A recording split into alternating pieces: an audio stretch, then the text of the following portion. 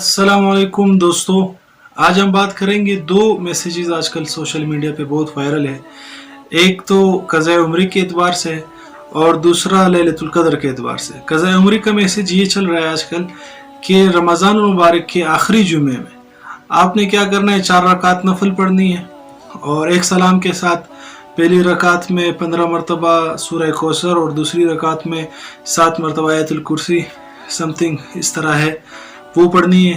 तो अगर आपके 700 साल की भी नमाज कज़ा हो तो उसका कफ़ारा अदा हो जाएगा। एक मैसेज ये चल रहा है और दूसरा मैसेज ये चल रहा है कि लैलतुल क़द्र आखिरी 10 जो रातें हैं रमज़ान की, इसमें हर रात में आपने क्या करना है, 1 रुपया सदका करना है। अगर जिस रात लैलतुल क़द्र हुई तो आपको 83 साल का सवाब मिलेगा कि आपने रोज़ाना 1 रुपया सदका किया। और रोज़ाना हर रात को 3 मरतबा सूरह इखलास पढ़ना है। अगर जिस रात लैलतुल क़द्र हुई तो आपको 83 साल तक एक कुरान ख़त्म करने का सवाब मिलेगा। और इसी तरह 2 रकात नफल पढ़नी है।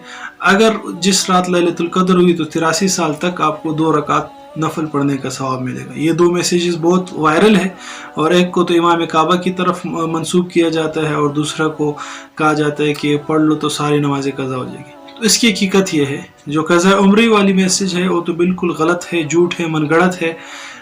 बिल्कुल इस तरह क़ज़ा उम्री नहीं होती, इससे कफ़ारा अदा नहीं होता। जिस शख्स पे क़ज़ा नमाज़ी है उसको उसको लौटाना लाजमी है। आप सल्लल्लाहु अलैहि वसल्लम से भी जब नमाज़ क़ज़ा हुई तो आप सल्लल्लाहु अलैहि वसल्लम ने भी उसको लौटाई। कोई इस तरह नहीं किया कि जुम्मे के दिन उन्होंने इस तरह कहा हो कि ये पढ़ ले, बिल्कुल गलत है। इससे अपने आप को बचाए। ये मैसेज आपके पास आए तो इसको डिलीट कर ले और जिसने आपको सेंड किए उसको ये वीडियो लिंक सेंड करे या उनको फ़ोन पे या मैसेज पे बता दे कि ये झूठ है। तो ये तो पहली बात हुई। क़ज़ा उम्री का तरीका क्या है, क़ज़ा नमाज़ें कैसे पढ़ते हैं, उसके बारे में मैंने एक वीडियो बनाई है, उसका लिंक डिस्क्रिप्शन में मैं दे दूंगा। आप उसको देख ले कि क़ज़ा नमाज़ें अगर आपके ऊपर है तो उसको अदा कैसे करना।